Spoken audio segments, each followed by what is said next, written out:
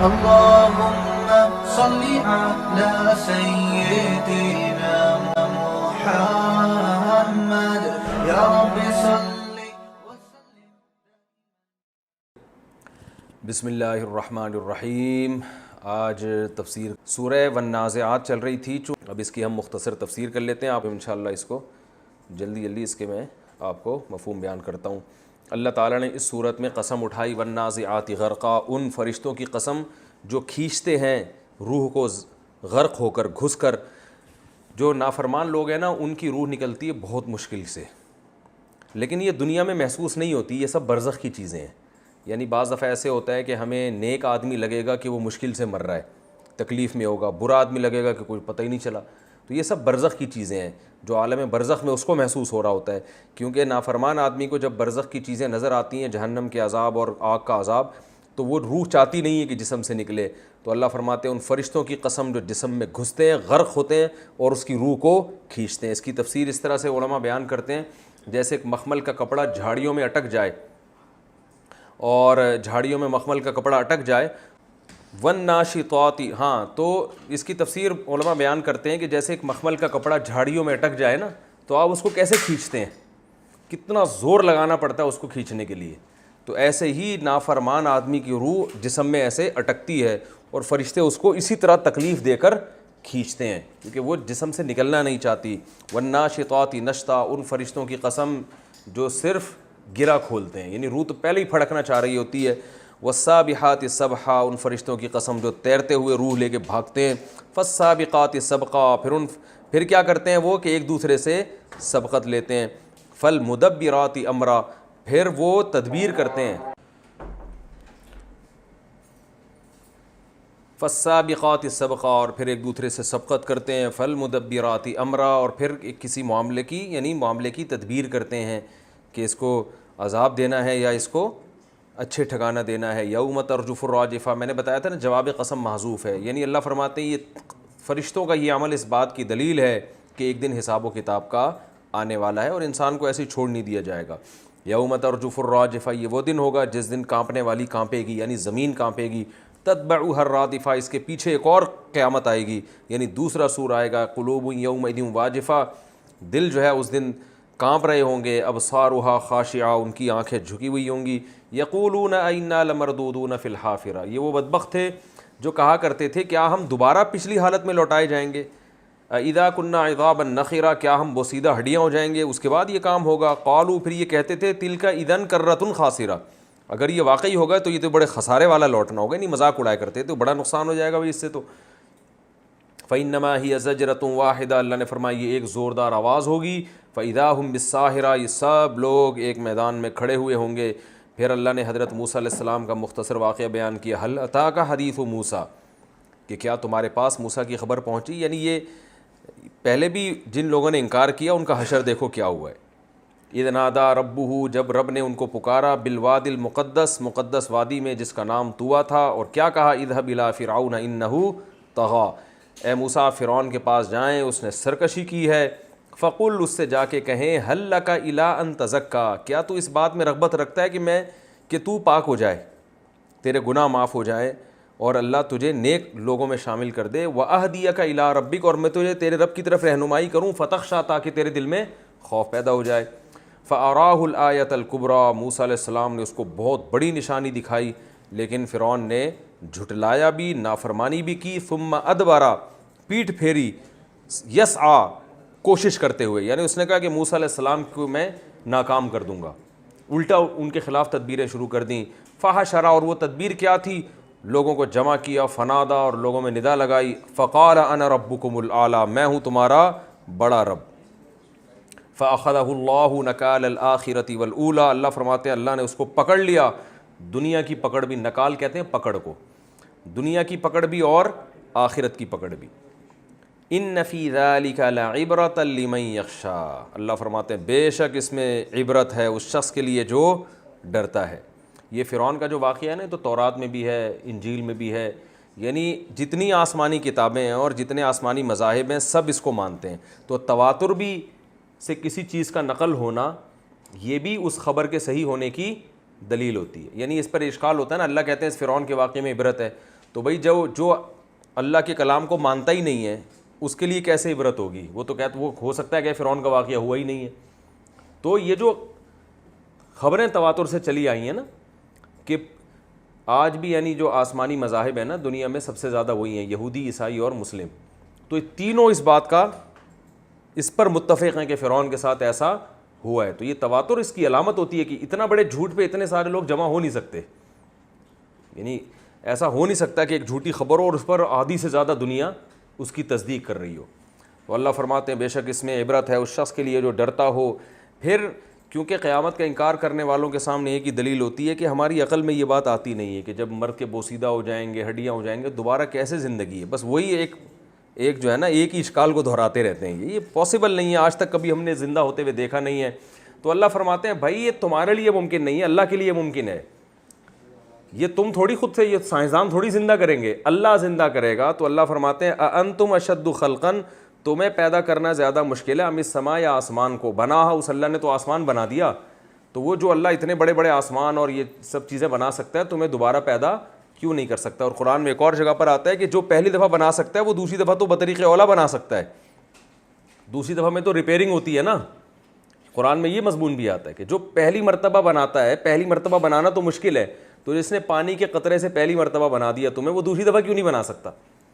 تو اللہ نے فرمایا کہ انتم اشد خلقا ام السماء بناہا، اس نے آسمان بنایا. رفع سمکہا، اس آسمان کی چھت کو بلند کر دیا. ابھی تک اتنے سیارے ستارے چھوڑے ہوئے پہلا آسمان نہیں آ کے دے رہا، اور خوردبینوں سے دیکھا جا رہا ہے. بہت اونچی چھت کر دی اس نے. فسواہا، اور اس کو برابر کیا. واغطش لیلہا، اس آسمان کی رات کو کیسا اندھیرا. آسمان ہر وہ چیز جو بلند ہو اس کو بھی کہا جاتا ہے. تو اس کی رات کو کیسا اندھیرا بنایا اور اس کے دن کو کیسا اس نے نکالا. والارض بعد ذلک دحاہا، اور اس کے بعد زمین کو اس نے بچھا دیا. زمین ویسے تو گول ہے لیکن ہمیں بچھی ہوئی لگتی ہے نا ہمارے لحاظ سے. تو قرآن چونکہ ہم سے ہماری زبان میں بات کر رہا ہے تو بچھی ہوئی چیز بچھا ہوا اس لحاظ سے ہے کہ ہمیں ایسے ہی محسوس ہوتی ہے کہ کیا یہ بچھی ہوئی، کیونکہ بستر جب بچھا ہوا ہوتا ہے تو آرام دہ ہوتا ہے. تو آرام دہ بنایا ہمارے لیے اس اللہ نے اس زمین کو. اچھا، یہ جو قرآن میں آتا ہے کہ اللہ نے اس کے بعد یہ کام کیا، تو جیسے ثم جو قرآن میں استعمال ہوتا ہے نا، ثم کا ایک مطلب یہ بھی ہوتا ہے کہ ہم تمہیں اس کے بعد بتاتے ہیں. اس کو کہتے ہیں تعقیب ذکری. تو یہاں بعدیت بعض مفسرین کے نزدیک یہ ذکر کے لیے ہے کہ ہم تمہیں اس کے بعد یہ بتائیں کہ اللہ نے زمین کو بچھا دیا. عین ممکن ہے زمین پہلے بنی ہو اور آسمان بعد میں، یا دونوں ساتھ ساتھ بنے ہوں. تو اس سے یہ ثابت نہیں ہوتا کہ آسمان پہلے بنا ہے اور زمین بعد میں بنی ہے. یہ ثابت نہیں ہوتا. یہ اس بات کا امکان موجود ہے کیونکہ قرآن میں جیسے ثم صرف ذکر میں تاخیر کے لیے آتا ہے تو بعد بھی ذکر میں تاخیر کے لیے آ سکتا ہے. تو اس کا لفظی ترجمہ یہ کریں گے والارض بعد ذالک، اور زمین بعد ذالک، اس سب کے بعد ہم تمہیں یہ بتائیں کہ زمین کو کیا کیا اس نے. دحاہا، اس نے زمین کو بچھا دیا. تو بچھانا ہمارے اعتبار، کیونکہ ہمیں بچھی ہوئی محسوس ہوتی ہے زمین. اخرج منہا ماء، اور بچھا کے چھوڑ نہیں دیا، اسی زمین سے نکالا اس نے اس زمین کے پانی کو. اور ومرعاہا، اور چارے کو نکالا. والجبال ارساہا، اور پہاڑوں کو زمین میں گاڑ دیا اس نے بیلنس کو برقرار رکھنے کے لیے. متاعا لکم، یہ سب تمہارے فائدے کے لیے. ولی انعامکم، اور تمہارے جانوروں کے لیے جن کا گوشت اور دودھ تم استعمال کرتے ہو، سب تمہارے لیے ہوا ہے. تو خلاصہ یہ کہ تمہیں پھر پیڑے کھانے کے لیے نہیں پیدا کیا. جب سب کچھ تمہارے لیے ہو رہا ہے تو تمہیں عیاشی کے لیے تھوڑی پیدا کیا ہے. تو اللہ نے آگے دھمکی دی، فرمایا کہ یہ سب کچھ ہو رہا ہے لیکن ایک وقت تک ہے، ہمیشہ نہیں یہ نظام چلتا رہے گا کہ کھاتے ہی رہو بس. فَإِذَا جَاءَتِ الطَّامَّةُ الْكُبْرَى، فرمایا پس یاد کرو ایک دن آئے گا کہ جب ایک بہت بڑی تباہی آئے گی. يَوْمَ يَتَذَكَّرُ الْإِنسَانُ مَا سَعَى، پھر انسان یاد کرے گا اپنی اس کوشش کو جو اس نے ماضی میں کی ہوگی. ایک دن آنے والا ہے کہ بہت سے لوگ خوش ہونے والے ہیں اپنے اچھے اعمال پہ، اور بہت سے رونے دھونے والے ہیں، چیخنے چلانے والے ہیں اپنی بدعمالیوں پہ جو انہوں نے ظلم کیا ہوگا. وَبُرِّزَتِ الْجَحِيمُ لِمَن يَرَىٰ، اور جہنم کو ظاہر کر دیا جائے گا دیکھنے والوں کے لیے. یہ سب کچھ کرنے کے بعد اللہ آخر میں خلاصہ بیان کر رہے ہیں. فَأَمَّا، اما کا مطلب خلاصہ ہوتا ہے کہ تمہاری سمجھ میں یہ باتیں آئیں نہ آئیں، تم عیش و عشرت میں زندگی گزارو یا عبادت میں گزارو، حلال کھاؤ حرام کھاؤ، جو مرضی کرو. فَأَمَّا، کچھ بھی ہونے یہی والا ہے جو آگے بیان کیا جا رہا ہے. بہرحال ہوگا یہ من طغا، جس نے نافرمانی کی. اور نافرمانی کی ڈیفینیشن کیا ہے؟ آثر الحیات الدنیا، دنیا کی زندگی کو اس نے ترجیح دی. اس میں اللہ نے بتا دیا دنیا چھوڑنے کا حکم نہیں دیا جا رہا تمہیں, اور نہ یہ کہا جا رہا ہے کہ بس دنیا ہی اختیار کرو. نہ, جب دنیا اور آخرت کا مقابلہ ہوگا, یعنی بعض دنیا ایسی ہے کہ اس میں دنیا مل رہی ہے, آخرت جا رہی ہے, تو یہاں تم نے کس کو ترجیح دینی ہے؟ آخرت کو. اور بعض مواقع ایسے ہوں گے کہ جہاں دنیا حاصل کرنے سے آخرت نہیں جا رہی ہوگی, تم وہاں دنیا حاصل کرو, کس نے منع کیا؟ بعض جگہ ایسے ہوں گے جہاں دونوں چیزیں اکٹھی مل رہی ہوں گی, جیسے 4 شادیاں آپ اگر کر لیتے ہیں تو دنیا بھی مل رہی ہے اور آخرت بھی مل رہی ہے, رپورٹ ہے. تو یعنی سنت کی نیت سے اگر کوئی کر لے, نہیں کریں آپ کی مرضی ہے, ٹھیک ہے. تو بعض چیزیں ویسے ملتی نہیں ہے دنیا, اس میں آدمی پریشان ہو جاتا ہے. تو یہ میں ویسے مثال دے رہا ہوں. تو بعض مواقع ایسے ہیں جہاں دونوں چیزیں مل رہی ہیں, بعض جگہ دونوں چیزیں چھوٹ رہی ہیں. تو اصل امتحان یہ ہے کہ جہاں دونوں کا مقابلہ ہوگا, جیسے شراب پینے میں مزہ ہے, دنیا تو ہے لیکن آخرت گئی. زنا کرنے میں دنیا کی لذت تو ہے مگر آخرت گئی. حرام کھانے میں دنیا کی لذت ہے مگر آخرت گئی. فجر چھوڑنے میں نیند کی لذت ہے مگر آخرت گئی. تو ایسے تمام مواقع اللہ فرماتے ہیں جو دنیا کو ترجیح دے گا, آثر الحیات الدنیا فإن الجحیم ہی المأویٰ, تو سمجھ لو کہ جہنم اس کا ٹھکانہ ہے. وَأَمَّا مَنْ خَافَ, اور دوسری طرف کیا ہے کہ بہرحال من خافا, جو اللہ کا خوف جس کے دل میں پیدا ہوا, مقام ربی ہی, اپنے رب کے سامنے کھڑے ہونے کا خوف پیدا ہو گیا. کتنا خوف, بعض لوگوں میں اتنا خوف ہوتا ہے اللہ کے خوف سے تھر تھرا رہے ہوتے ہیں مگر گناہ نہیں چھوڑتے, ایسا خوف معتبر نہیں ہے. بعض کو دیکھو نا, ذرا سی اللہ کی باتیں کرو رو رو کے پاگل ہو جاتے ہیں, 27ویں رات کو پوری رات روتے رہتے ہیں بیٹھ کے, کوئی بیان سنیں گے جہنم پہ ایک دم بے ہوش ہو جاتے ہیں. اللہ فرماتے ہیں یہ نہیں, اتنا خوف. وَنَهَا النَّفْسَ عَنِ الْهَوَىٰ, کہ اللہ کے سامنے کھڑے ہونے کے خوف سے کیا ہوا کہ اپنے نفس کو حرام خواہشات سے روک لیا اس نے. کس سے روک لیا؟ حرام خواہشات سے. اتنا خوف چاہیے, چاہے رونا دھونا نہ بھی ہو. آج ہمارے ہاں رونے دھونے کو فوکس کیے جا رہے ہیں, عمل کو فوکس نہیں کیا. میں ایسے لوگ جانتا ہوں جب اللہ کی بات ہوگی ایسے بل بلائیں گے, ایسے روئیں گے. بچیوں کی شادیوں میں ماشاءاللہ تب پتہ ہی نہیں چلتا کہ یہ کوئی مسلمان کے بچے بھی ہیں کہ نہیں ہیں. وہ بارات جہیز اور سول ٹھارے ڈھول ڈمکے چل رہے ہیں, عمرے بھی ہو رہے ہیں, حج بھی ہو رہے ہیں, سب کچھ ہو رہا ہے. تو اللہ نے اصول بیان کر دیا, وَنَهَا النَّفْسَ عَنِ الْهَوَىٰ, اپنے آپ کو حرام خواہش سے روکے. فَإِنَّ الْجَنَّةَ هِيَ الْمَأْوَىٰ, اللہ فرماتے ہیں جنت ہی اس کا ٹھکانہ ہے. یعنی گھوم پھر کے کچھ بھی ہو, کتنی ٹینشن میں زندگی گزارے, آنا کہاں ہے؟ جنت کی طرف. بڑا زبردست انداز ہے قرآن کا کہ آنا کہاں ہے, یعنی اللہ ٹینشن بھی ختم کر رہے ہیں یہ بتا کے, او بھائی یہ سب یہیں ختم ہو جائے گی, ٹھکانہ تمہارا اصل کیا ہے؟ جنت ہے.